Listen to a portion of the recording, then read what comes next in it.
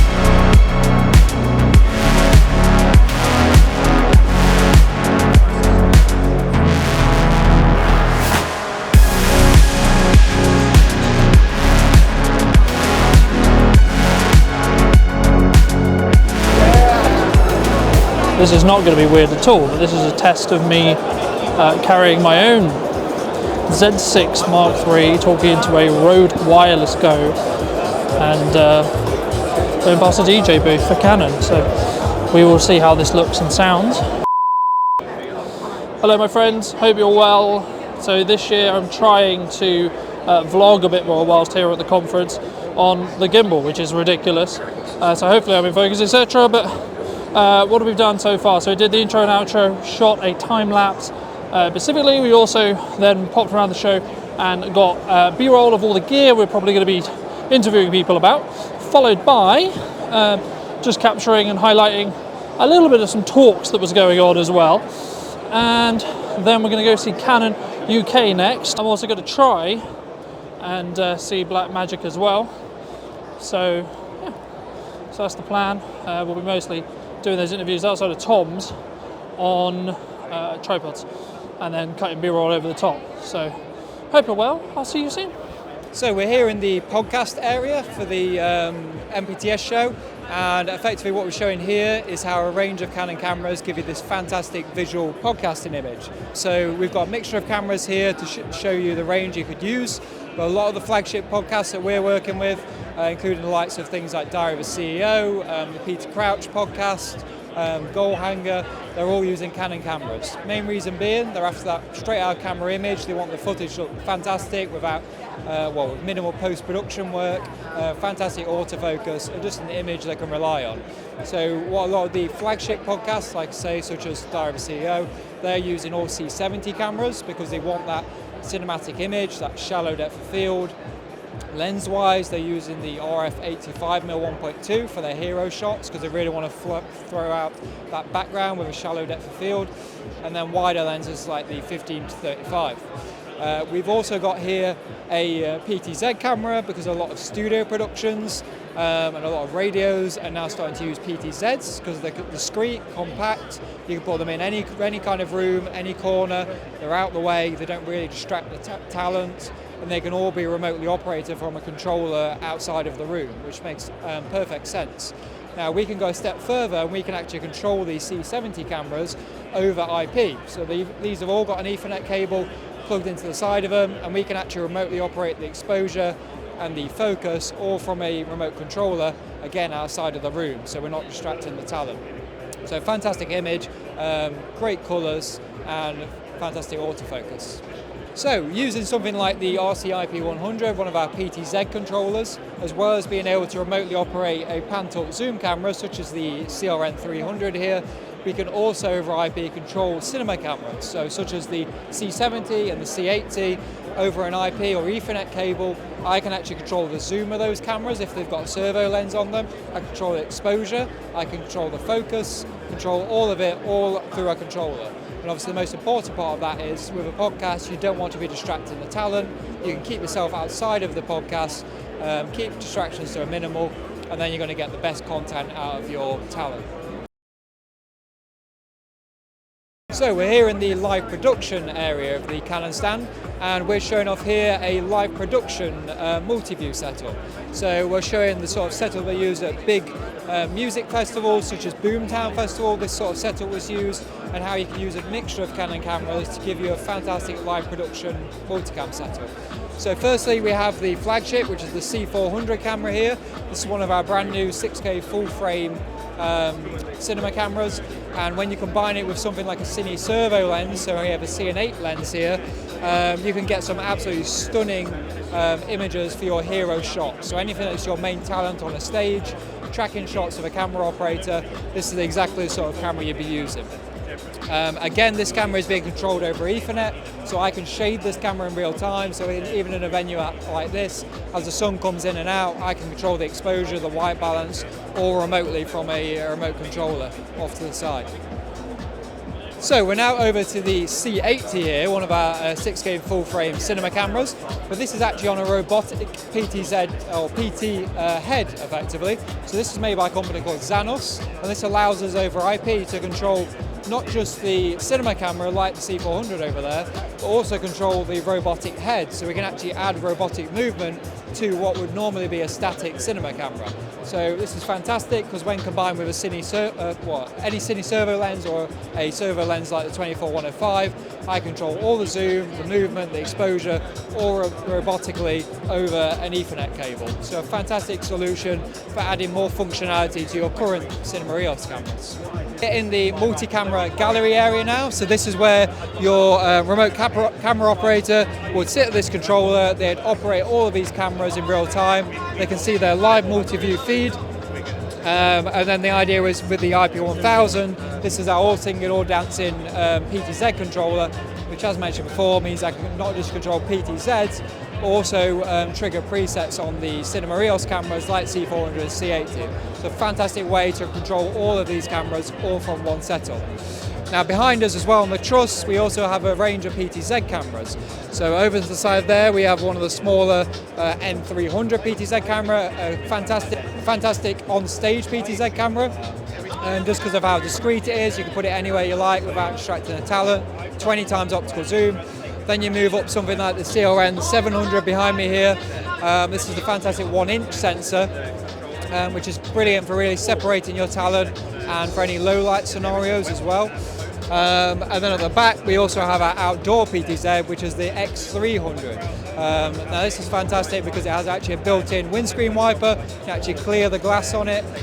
It's IP rated, so you can really put this anywhere you like on the stage without worried about any of the elements getting to it. So great way. And what rounds this all up is the fact that all of these cameras, image-wise, all match together flawlessly. We've just done a simple custom white balance on all the cameras, and now they're perfectly matching. It's about here, okay? Do I look good? Well, as good as I can look anyway. Hello my friends, welcome back to upstairs again. We seem to be coming upstairs a lot, but it's just easier to do things like this. This morning I did mostly B-roll on the gimbal and time-lapse filming, so we got some opening time-lapses that I thought would be a lot busier than it actually was, but it's really packed out now, so I got some more time-lapses from the same place to cut into a final promotional piece, a potential highlight reel, and also this BTS vlog as well of what we're doing here at the show. But I also wanted to highlight, obviously, with the people who are here at the show.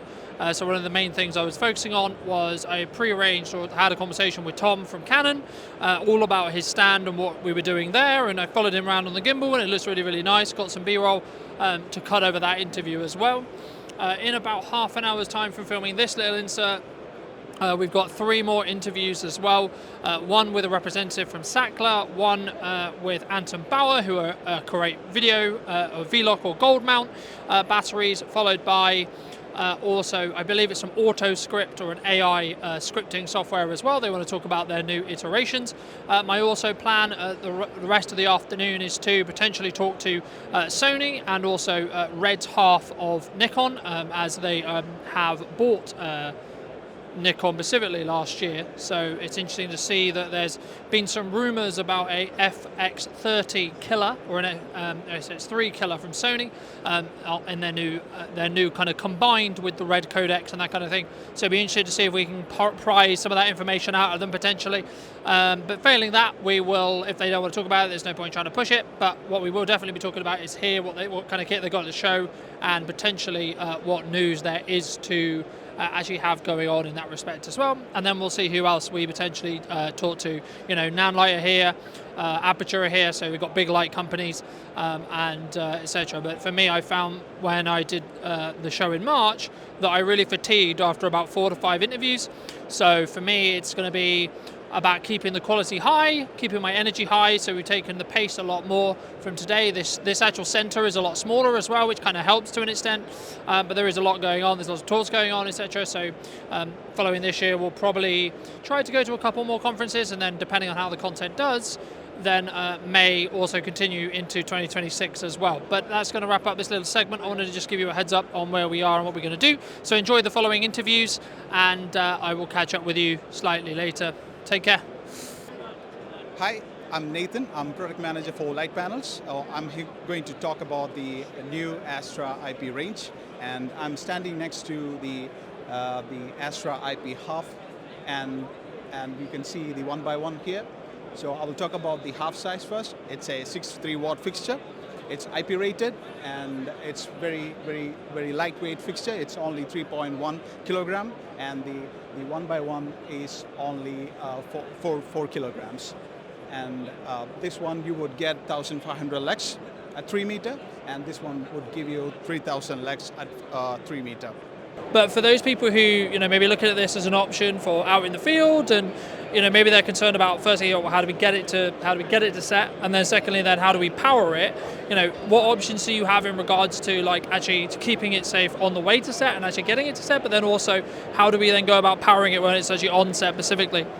Yeah. So we do sell in kits, and we do have a trio kit, duo kit, and it comes with a Pelican case, and you can carry all the battery brackets in it, the tripods in it, and all the cables in it. So it's very flexible and durable Pelican case you can carry to your field, and that would be really useful for the crews.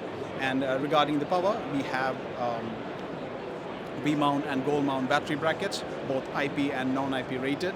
So and you can use all the Anton Bauer batteries in it, and you would get 2 hour full on in full power. And for Astra IP half, it's only 63 watt fixture.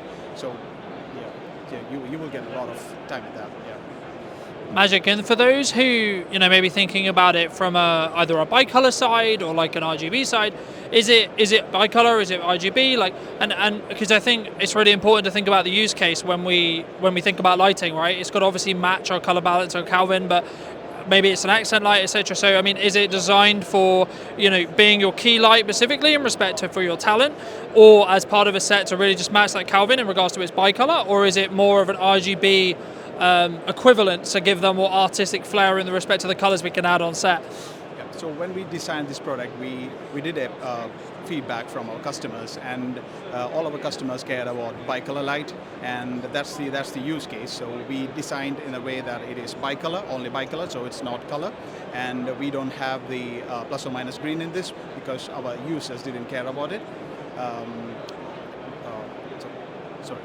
And for those who are interested in the obviously pricing and kind of availability, I mean, where does these both panels sit in that respect? Is it because obviously people are going to look at it from maybe your competitors, or, it's just to see sort of where it sits in the market. I mean, how is each panel priced in regards to is it comes with the kits? Can you just buy the panels, etc.? But then also if someone did make the decision, maybe watching this, where is that available? How roughly is that availability? I mean, is it out now? Is it is it coming? Is it something you're launching now, etc.? In that respect, we would love to hear a little bit more.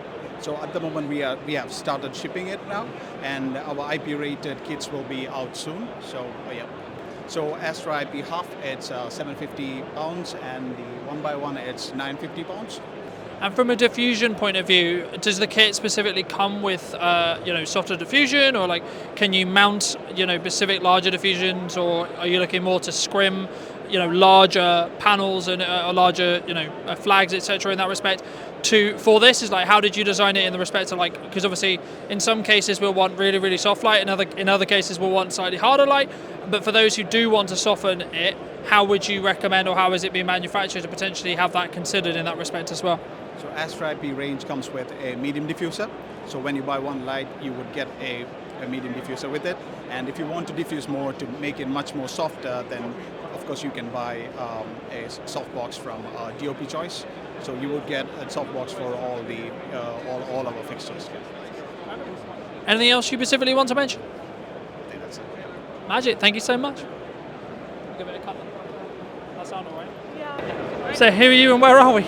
Hi, I'm Ginny Grove. We're at the Media Production and Technology Show. I work with Videndum, but particularly today I want to talk to you about the Vinten Versine 360 head.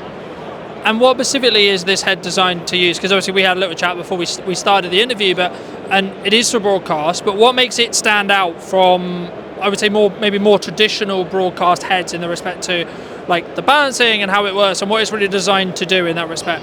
So Vinten heads are used a lot in broadcast. This head in particular was designed to replace a product that we had previously in the Vinten range called the Vision 250, which has been used by operators for 25 years or so. It's been out in the market for that long. Now, with particular view to look at live events and sports broadcasting was the main focus for this, because we had been told by some customers that they were using larger 40 times zoom lenses, non-box zoom lenses, but still very large glass on the front of their cameras with a top-mounted viewfinder, and actually the weight of that camera rig was starting to get a little bit too heavy for the Vision 250. So initially we were looking at how do we replace that head and increase the payload. And what customers said to us was, space can be limited, particularly if we're talking outside broadcasts where we're putting the equipment back into trucks and moving it around the country. And so can you make the head a little bit smaller as well, please? So that was the challenge that was given initially to the engineers, was can you get something that will balance a larger payload and make it a little bit smaller? We're not awkward at all. No. Can you make it infinitely better and like half the size and maybe half the weight? That'd be great if you don't mind. They were absolutely delighted, yes. Exactly. So what's the specific standout about this head for those who maybe are interested in either upgrading to it or looking to add it into their kit? Specifically, obviously maybe apparently it's smaller, hopefully, right? But what else specifically kind of is a standout in comparison to where we were? Yeah, so absolutely. Although they were not overjoyed with the request initially, we were working with the engineer that designed the original perfect balance system, was involved in that design for Vinten. So he's worked with Vinten products for over 40 years. So he did manage to come up with a design that encapsulates the perfect balance system that Vinten's known for, so you'll always be able to position the camera where you want it to be without fighting that payload. And he managed to do it in a more compact design. So he did achieve that. Also within it, we have kept the TF drag that's been used in the Vision 250, and also the larger vector heads that you often see around with box lenses on. And the reason we kept that is it's a very good, high-quality drag system. It took many years of design to get to, and what it allows you to do is have the head on a high drag, so if you want to focus on something in the distance, you can do that and have a very steady picture. But if, for instance, a racing car suddenly speeds past you, so it's come down the straight, you've had a very steady picture with the high drag, but suddenly it's going to come around the corner in front of you, it enables you to whip pan. So what it does is it clips the drag. Rather than as you get faster, the drag gets stronger, it clips the drag and allows you that movement. So operators really like it for that reason. So we kept both of those elements in the head as like the main engine. But then, because we don't change these designs very often, once every 25 years, it's an opportunity to really look at what can we do in the head, what other small things can we change to improve an operator's life or a camera or an outside broadcast company's inventory. So if you start at the top of the head, we have things like a handle underneath the camera plate here, because the engineers noticed that camera operators needed to de-rig a lot of equipment, and often it's quite complicated in terms of holding, balancer, your sort of rain cover on your shoulder, and then you've got your camera and your lens, obviously, and how do you carry your head? So there's a handle there that you can use to carry the head just to make it a little bit easier. There's also a hoist point, so you can put a shackle into that and then hoist up into a gantry or a larger scaffold. The plate itself is a little bit larger. It has these indicators here, so even when you have a VCT plate underneath your camera, you can still see where you're positioning the plate on the head.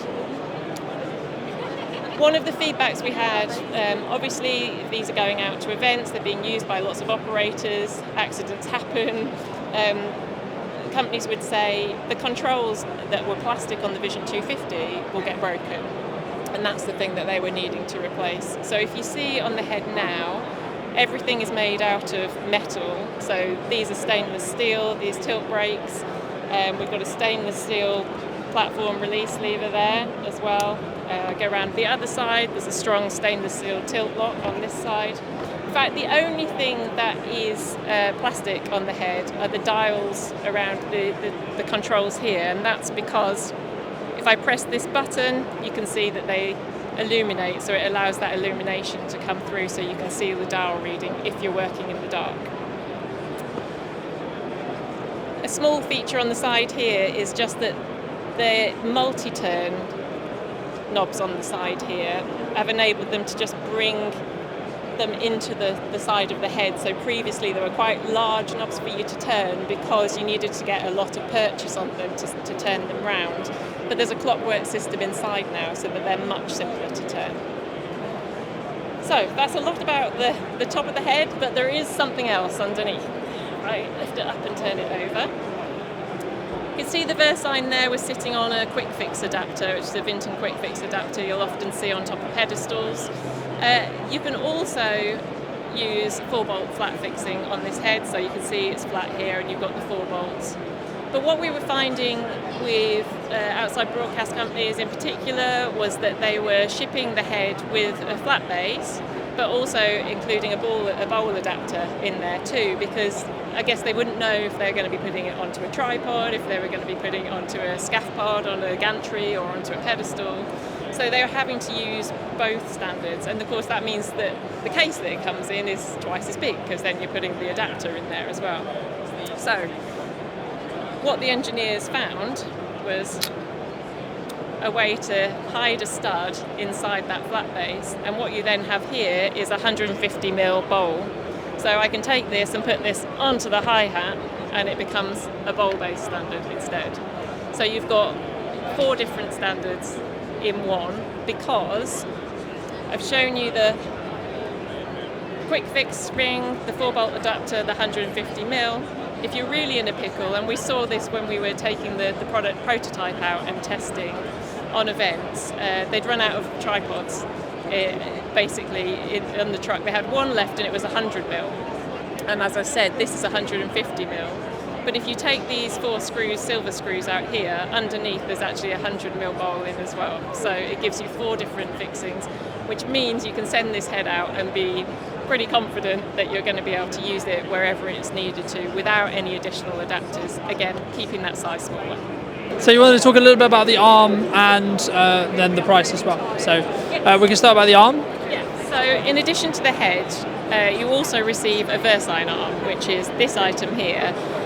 Basically what the engineers and the product manager found when they were out in the field looking at how camera operators are using the head was that they were accessorising them. They were very used to seeing that in the kind of cinema market where you have lots of accessories around a camera, but there people tend to use magic arms, things that perhaps are more likely to slip. And if you're working for a few hours on a live event, you don't want your accessory to suddenly fall down, because you can't stop that live event and say, can we just do another take please, because I lost whatever, my viewfinder or whatever like that. So this is the VersaLine arm. It's very sturdy, made out of metal, and it will attach to these rosette points on the side of the head. So you can see we've got rosette points on both sides of the head there. If you attach them in this position, they don't tilt with the head. So I can tilt the platform like that, and you can see that they stay in position. And that's great if you're filming on the top of a high gantry, for instance, and you're going to tilt all the way down to look at something below you. The camera will go over the top, but you won't lose the accessories with that camera. You can keep your viewfinder to the side of you there. However, you might want it in a tilting position, and in that case you can take out this securing piece here and put it sandwiched between the pan bar, and then you'll have your accessory arm tilting with your camera. So you have both options for that, and that's VersaLine arm, and it comes with the head. Magic. And for those who, maybe looking to upgrade to it, maybe they're looking at down the line, the kit's okay at the moment, but like they're looking to upgrade it down the line, and maybe want to outfit. I mean, how much per head, and like what does it actually include in that respect, and can they get it at the moment? Yep, so the head was launched in September 24, it's 25 isn't it now? Yeah, just checking the year. And it is available, it is shipping right now. The price is £9,000 for the head, and as I said, you get the VersaLine arm with it, and of course 4 different standards of base in the bottom, so no need to buy any adapters. It's also available in systems with tripods and pedestals, so you can get a complete system if that's what you're looking for. Magic. Anything else you want to mention? No, just this is the new Vinten VersaLine 360. It is the only head you'll need if you're not using a box lens. It will literally balance everything. Magic, thank you ever so much. So we're going to talk about Sachtler's active head range. The active heads have been out for a few years now, but they've got some very cool features that really show what the engineers think about in terms of designing Sachtler products. So, with this head here, which is the Active 14T, if you look underneath, you would notice that there's not a traditional bowl clamp. Now, there's a couple of good things about that. The first is if you have it on a Flowtech tripod, as we do here, the Flowtech will go all the way flat to the floor.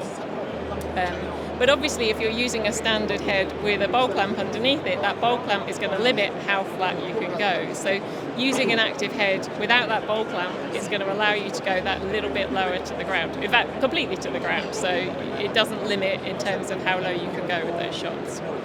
The reason it doesn't have a bowl clamp there is because it has a lever at the front here.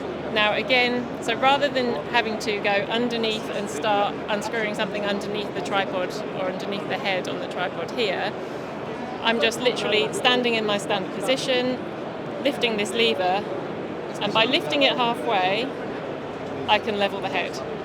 So it's very ergonomic and it's very fast. And again, so there are 2 things that the engineers really think about in Sachtler. How do we speed up the setup for camera operators so they can move on to the next shot, the next piece of breaking news, and basically just work faster. So that's your speed level that the active heads give you. If you lift the lever all the way to the top, you can actually remove the head. And we have a speed swap adapter, which you can see within the Flowtech tripod there. And you can buy adapters for, say, a slider. So if you had, you were working with a tripod and a slider, you could have that adapter on both elements. So you could simply lift it up, put it on your slider, you're ready to go. And then once you've finished with your slider shot, lift it back off, put it onto your tripod, make sure you're level, and you're good to go again. So again, it's all about speed. How can we improve the way that camera operators work, make it more ergonomic so you're not bending over, and make it faster. And that the reason I sort of mention those things as well is because that's what is true of the Flowtech tripod that this head is sitting on. So most people will know the Flowtech tripod by now, but just to reiterate, the lever at the top of the tripod head here releases the leg, every section of the leg, so you don't have to bend down and start undoing clamps further down the tripod. You just release the lever like that, set your tripod to the height that you need to be, and you're good to go. So again, making it speed more faster and making it more ergonomic so you're not bending over, just improving a camera operator's work, basically, their daily life. What would you say to people, because I think a lot of people look at Sachtler as the premier end of tripods, right? They're not cheap in that respect, and the price, to an extent, of course, it's what you pay for, right? But what would you say is the things people should consider, well, firstly, when buying a tripod, but then secondly, why potentially consider Sachtler's set of tripods specifically in that respect as well, that really stands apart from the other competitors that, have maybe cheaper options or other options in the tripod market specifically? But the first thing I'd say is anyone that owns a Sachtler will say once you own a Sachtler, you're unlikely to need another tripod. So it's worth making that investment because your Sachtler is going to stay with you for 10, 20, we know people that have kept their Sachtler tripods for 30 years. They're designed to last and be very durable.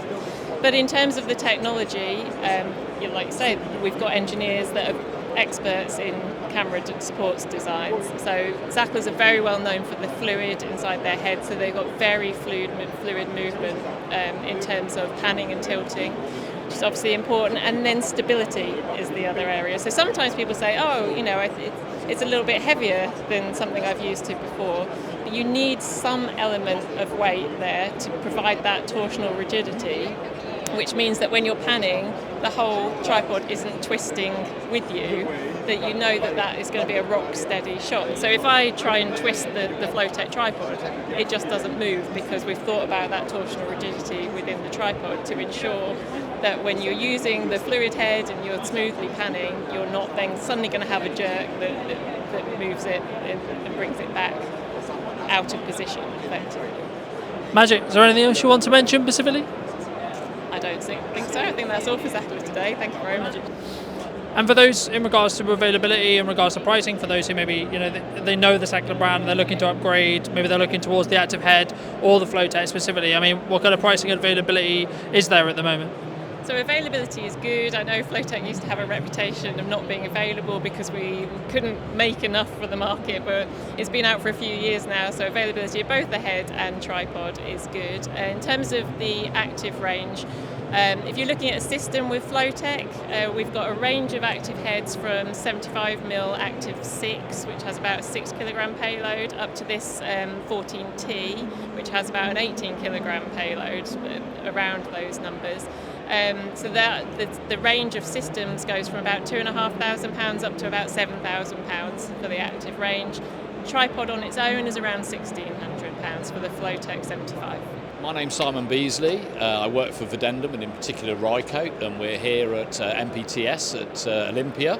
And obviously we've got all the brands here, but I'm specifically looking after Rycote, where we have a lot of the traditional Rycote products, the windshields and noise handling products, and we also have our full range of microphones here as well.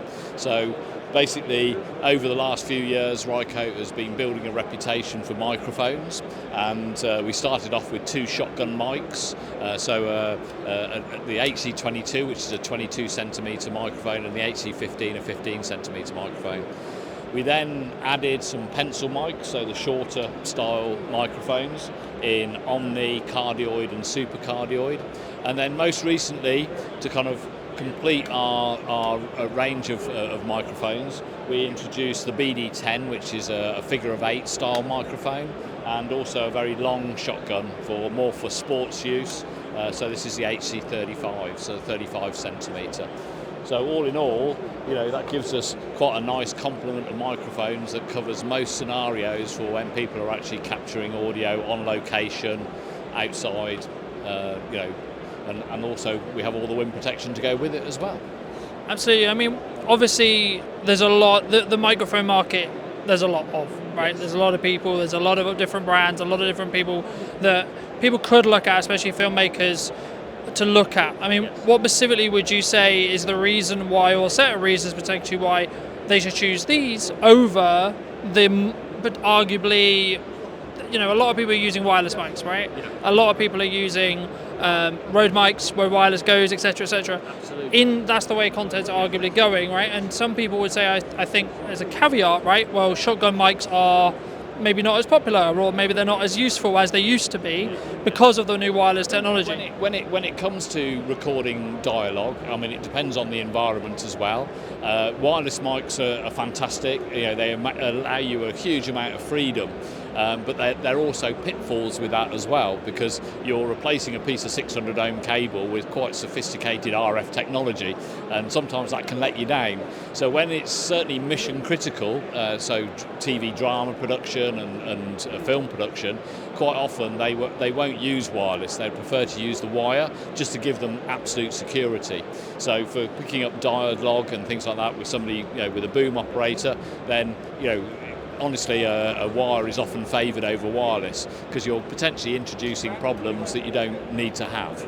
So, of course, it gives you then the option of recording out to an external recorder and equivalent in that respect as well. I mean, do you see kind of there being two separate markets in that respect then moving forward? Like, you'll have your wireless sets, I'll use Rode as an example, but obviously other manufacturers are available as your content creators, etc. And then the more maybe streamlined top end, kind of what you potentially would call doing it properly for things like this? Yes, I think so. I mean, I think there'll always be that differentiation, because I've always had a little bit of a motto particularly when it comes to wireless microphones, and that is if it doesn't move, put it on a wire, because like I say, with wireless you can have issues, particularly with the 2.4 gig wireless, particularly in these sort of environments, especially when you've got lots and lots of people with mobile phones in their pockets, all got Bluetooth switched on, all got their Wi-Fi turned on, so the actual band can get very congested, and this can lead to problems.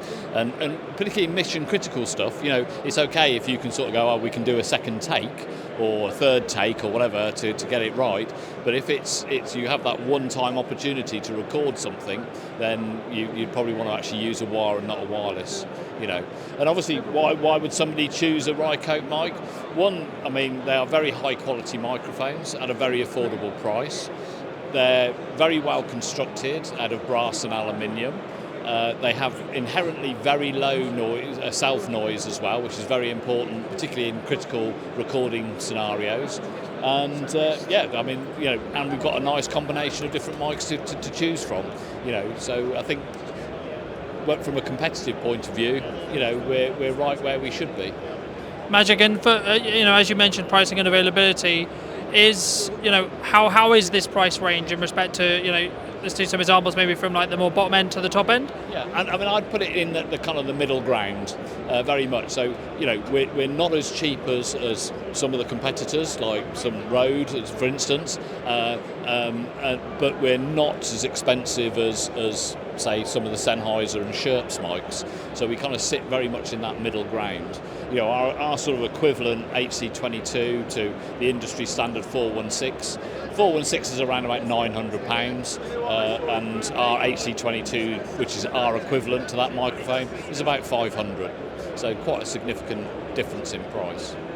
Magic. When it comes to actually putting the microphones in place, obviously you've got a selection here. Yes. Could you just talk us through specifically like a handful of them and maybe some of their use cases, like Sure. and how people would use them who maybe don't know?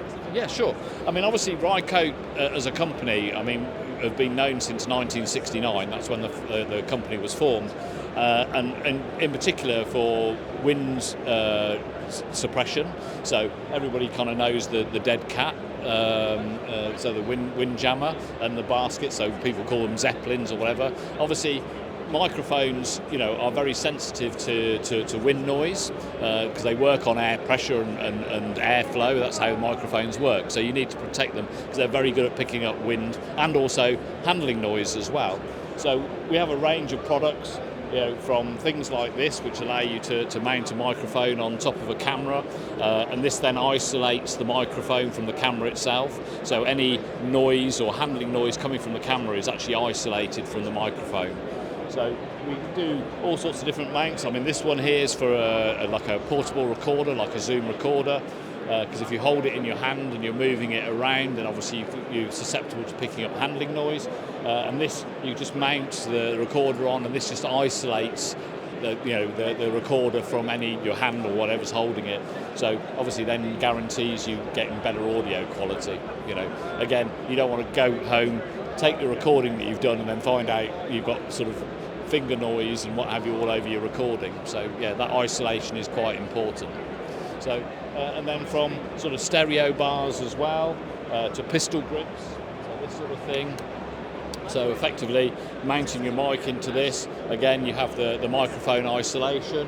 And then everybody kind of knows the Rycote softy, you see them on TV an awful lot. Obviously that slides onto the mic, I'll show you, demonstrate. So the microphone goes into the holder like so, and then the softy slides on. So then when you're out in the field, you've got that isolation from both handling noise and also wind as well. So, Fabulous. Trying to ensure the best quality audio capture. That's what we're all about. Magic, is there anything else you want to mention specifically? I think that's all I've got to say at the moment in time, but thank you very much indeed. No, you're very welcome. Thank you ever so much for the time. Thank you.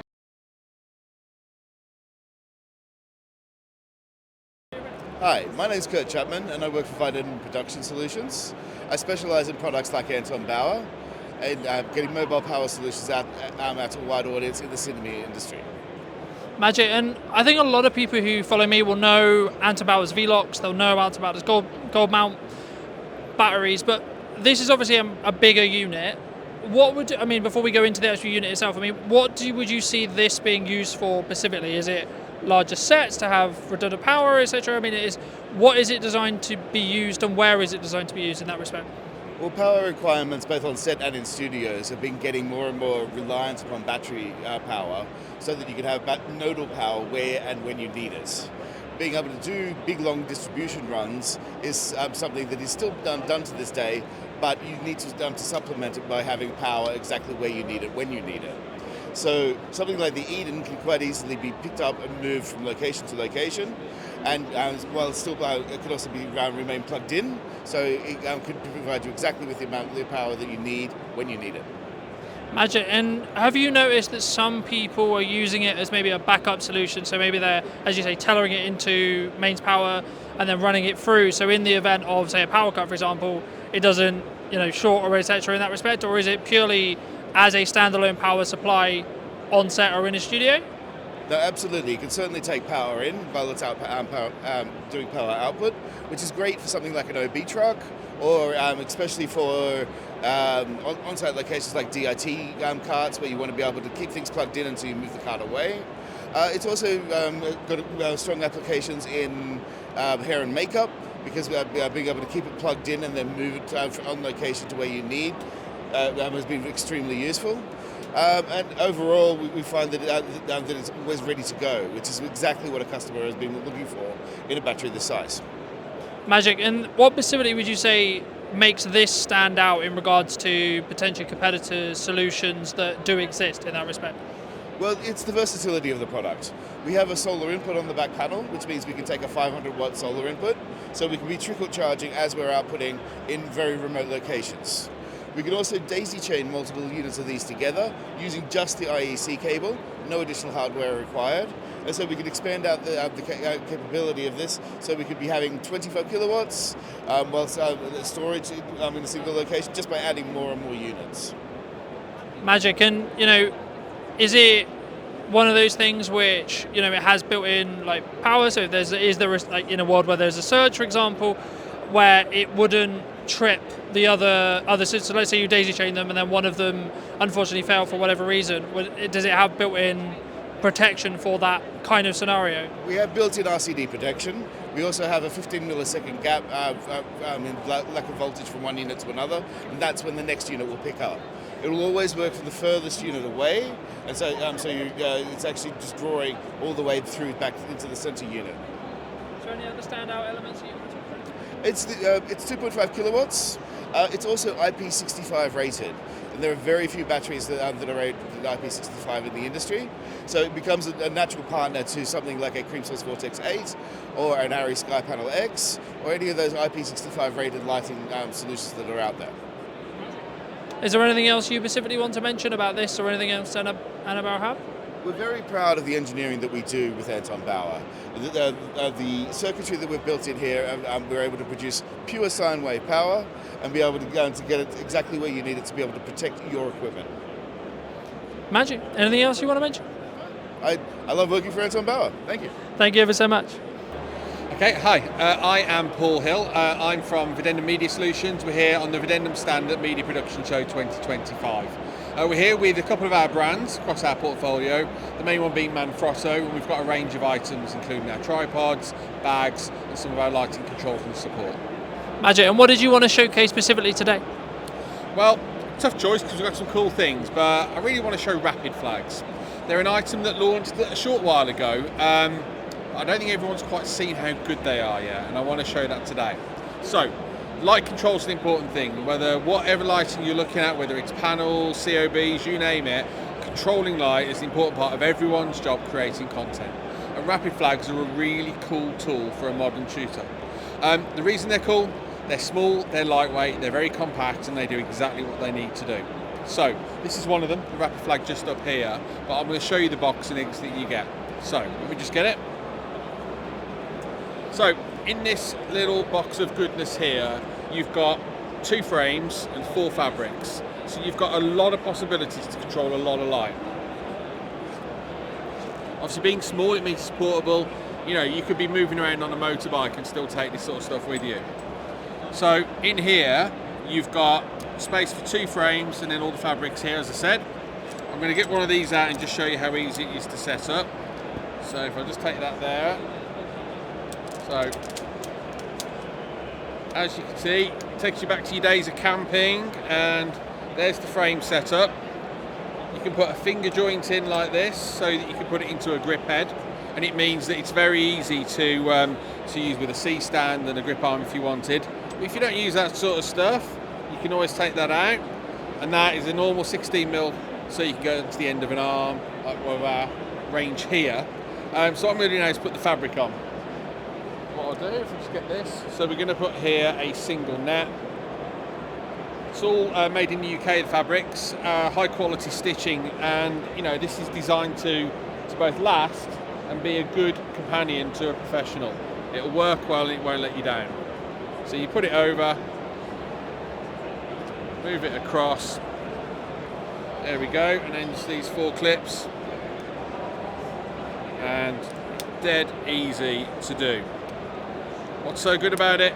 It weighs nothing, and it's very easy to then control light and manipulate what you want to do. Nothing to carry, lots of possibilities to control in it, and it just means you've got the Swiss Army knife of light control there with you. So yeah, that's why it's my favourite, that's why I wanted to talk about it today.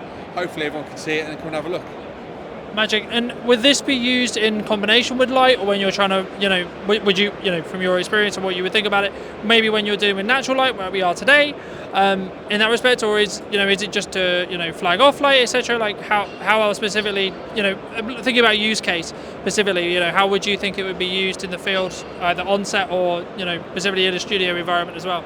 So the great thing about this is that there isn't just one shooting scenario. On a day like this in Olympia, where the sun's beating down on us, you can put the diffusion on, get it over and above and give you a nice soft light, so you're diffusing the sun as the light source.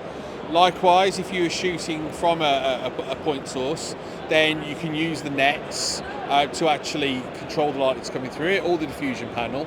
And then you've got negative fill as well. So again, you know, whether that's using the available light or whether you're adding light in. So, you know, studio, location, daylight, artificial light, you've got the ability to use all of them. So it really is a jack of all trades, and something that you just wouldn't leave home without. Magic. Is there anything else specific that you want to talk about, maybe about this or anything else you've got here at the show? Well, I mean, I could go on forever. We have a huge ecosystem of products, but I mean, we've got our grip tree. It's got a lot of our bling, you know, anything from our vice jaw clamps, arms, and all the other bits that we do. And I think it stands testament to the fact that, you know, new lights will come and go, you know, lots of different technologies will come, but you still got to put things places, and this is what our Manfrotto and Avenger ranges are all about. Fabulous. Thank you ever so much. Is there anything else you want to mention? I'll stop now, because otherwise we'll go on forever. Thank you ever so much for the time. Hi, I'm Paul Hill from Manfrotto and Videndum Media Solutions. We're here at Media Production Show 2025. So we've got a lot of things here to show, and across our wider Videndum stand, a number of brands. But Manfrotto is one of the key brands we've here to talk about. We've got lighting products, bags, and also this lovely new product we've got here. And this is the one I really want to talk about today. So we make tripods. We've made tripods for a long time. and sometimes things can get a bit of a remix, and this is exactly what this is. This is some of our best bits put together into a package which I think really suits a modern user. You know, content creators are more hybrid beasts now. They're being asked to shoot stills, video, podcasts, probably all within a half-hour time frame. And so having products that can be more flexible, I think is important. Also, of course, we've seen a lot of users come from stills into shooting more video. And this product, I think tugs on the heartstrings for some of those stills users, but it's a fully fledged video product. So, this is the 502-055 kit. Lovely stealth black tripod system, it looks cool. We've got the red accents on the 502 head. Neither the 055 tripod or the 502 head are particularly new, but this combination is. So what have we got? We've got a sturdy aluminium tripod, more than enough for a lot of mirrorless cameras, and of course, as we know, some very high performance devices now that are small, lightweight and very capable. You've got a tripod that goes up to good height. You've got these single tubes which are solid, sturdy, Manfrotto quality, so they're going to last a long time. You've got a centre column, which I know isn't always something that's accepted in the video world, but the truth of the matter is it's really useful. Just being able to adjust the height very quickly and easily is something that I think people really get, but you can still level off. So we'll lock that down, do the bottom, and you can level off the head on that short ball there. So you've got the feature set that you want. There we go. And then you lock off. You've got the levelling bowl underneath. The 502 head, it's got a 6 kilo payload, a 4 kilo counterbalance spring, which is going to be about right for a rigged up mirrorless camera, maybe a cage, maybe you've got audio or other bits on it.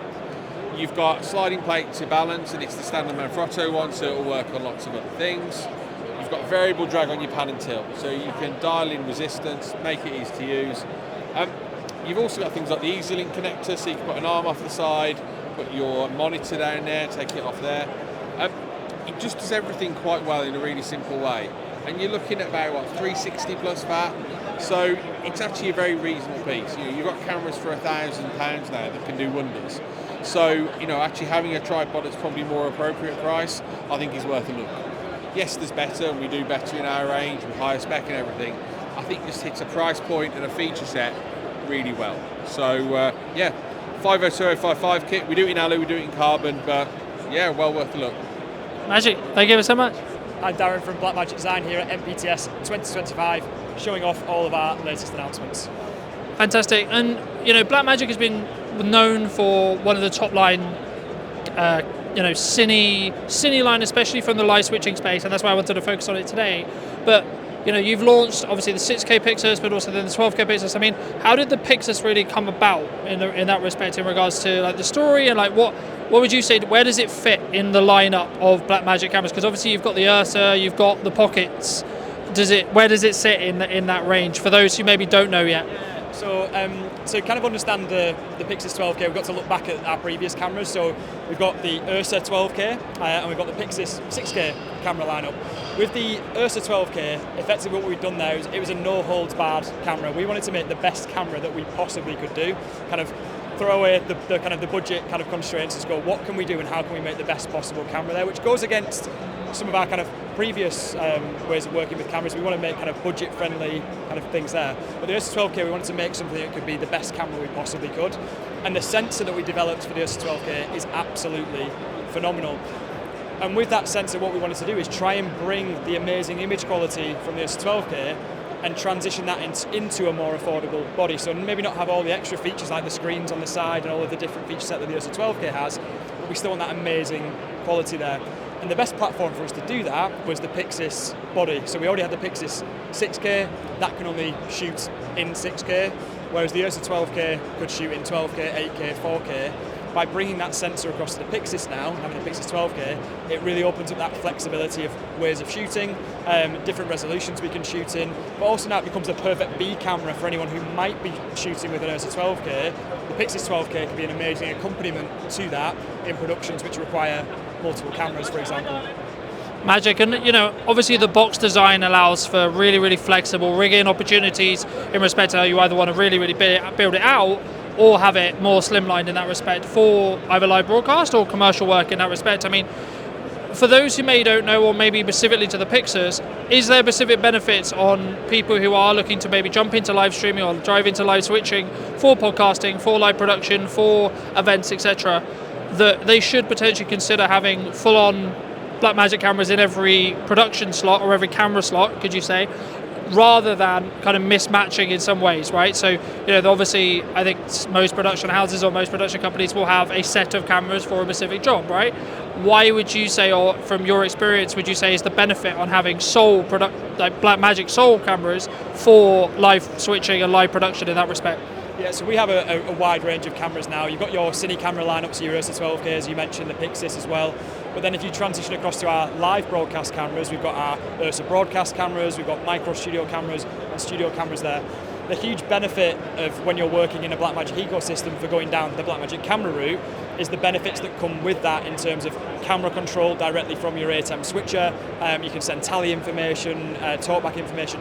Everything that you need to communicate with that camera can be done embedded in an SDI feed that goes back to them. And because it's our protocol at this end and it's embedded at the other end, then it all marries up and speaks nicely together.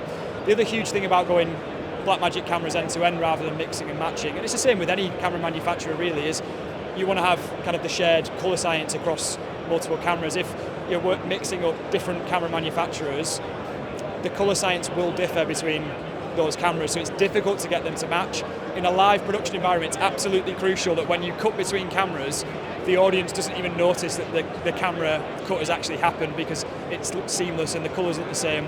If you go from something which looks super red and then it goes to something that's a more bluey kind of sensor, like kind of as its characteristics, you'll notice that quite easily straight away. So if you stick with the same camera manufacturer, the same brand, and ideally the same camera from that manufacturer, it gives you that seamless kind of mix between those cameras. It's not going to cause any problems in there. Magic, and I think that's a key thing to think about when obviously looking at live production. And you may not be able to go into too much depth here, but it jumped to mind about like the benefits of B-RAW rather than the other codecs specifically, like ProRes, etc. I mean, is that another reason why someone should look to mismatch to help with that color balance, to help with that color depth and that color data from an encoding point of view as well? Yeah, I mean, as you said there, we've got Blackmagic RAW in our live production cameras now. So the first huge benefit of that is we can still take the output from that camera via SDI and we can record it locally in whatever codec we want after it hits the switcher or before it hits the switcher with an inline recorder, for example. But we can also choose to record on camera in Blackmagic RAW. That's going to give us all of the sensor data that we need to use retrospectively in post-production to create whatever look we want. So the live production might demand one specific look, but then you go into post-production and you want to repurpose that content and have it have a different look. So it might be in the live production, it's super contrasty, and that's a choice that the live director has made to have that as a super contrasty look for that production. If you want to then post-produce that and have something totally different, a different deliverable, having access to the Blackmagic RAW files, which is all the data the sensor can possibly supply, and have that available to work in post, it's fantastic. And when you look at the data rates of Blackmagic RAW versus some other codecs that are available, I think the big misconception is that Blackmagic RAW, because it's got RAW in the name, is going to be huge file sizes. But comparable to other codecs, it's actually really, really efficient in terms of what you can get from that. Magic, and there is a handful of switches that maybe people don't necessarily appreciate the difference between the step ups, right? So would you mind just briefly explaining kind of like, because for people who are maybe looking to jump into live production or maybe to build a kit for live production, I think it's really important that they buy the right switcher for the right job. So if you don't mind just briefly explaining like kind of how the tiering works in respect to the switches themselves, and then obviously like if there's any feature difference in regards to whether obviously when it's using Blackmagic cameras, but if there is any feature difference in those models as well, that'd be great. The big thing to consider, I think first and foremost, is number of cameras. That's a big one, because we have switches that start from being 4 input that go all the way up to 80 input, so there's a huge kind of range there. Also what kind of cameras you are connecting to. If you're working with HDMI camcorders, for example, we've got HDMI based ATEM mini switches, which are perfect entry level switches for working with a vast range of HDMI sources. Then you can step up to SDI based switches, so the ATEM SDI, ATEM Television Studio, all the way up to the ATEM Constellation. So the scale is first and foremost, the connectivity type is the next thing. One of the things to consider though is Blackmagic cameras, some of them are HDMI based on the output, some of them are SDI. we still have that camera controllability through HDMI and SDI. So that's a really big benefit to going down the Blackmagic camera route, regardless of which switcher type you go to. You can always kind of adopt that camera control. One of the things to look for as well is any switcher that has ISO as a suffix at the end of the name. That's a product that internally can record all of those incoming camera feeds simultaneously, as well as the program feed. So again, if you are going to be recording in camera, you can record all the ISOs locally in a H.264 format. Super easy to record, work on, editing, but then relink to Blackmagic RAWs in camera as well. So look for that suffix of ISO at the end of a switcher if you need ISO capabilities and want to maybe relink to Blackmagic RAWs at the end. Fabulous. Is there anything else you specifically want to demo or talk about today? I mean, at the show this week, we've got the Ursa 12K, we've got the Pyxis 12K here as well. We are showcasing DaVinci Resolve's replay tools now, which are coming to live production. That's a really exciting development now, where we've married up the post-production world, where Blackmagic has always been super strong. We've got the best post-production suite of products in the industry. We're bringing that tool set into the live production environment now. So if you are working in an environment where you might need replay, sports production, for example, we can link in Resolve's replay tools by recording ISOs in an ISO-enabled switcher or recording to HyperDex and having that available in Resolve with growing files to enable us to then start manipulating those growing files and create replays in there. So the worlds of live production, post-production and cinematography now are really blending together, and it's a really exciting time to see how the ecosystem of Blackmagic products can kind of really enhance people's workflows in their projects. Fabulous. Thank you ever so much. Thank you. Thank you ever so much, ladies and gents, for watching. If you did enjoy our show coverage from this year, then make sure to be subscribed. We'll be back probably in New Year now, because I don't think there's many camera trade shows for the rest of the year, unfortunately. We're planning to cover 3 next year, so if you would like to see that content or to hear how social media can help your business in 2025, then be subscribed to the channel, and I'll see you very, very soon.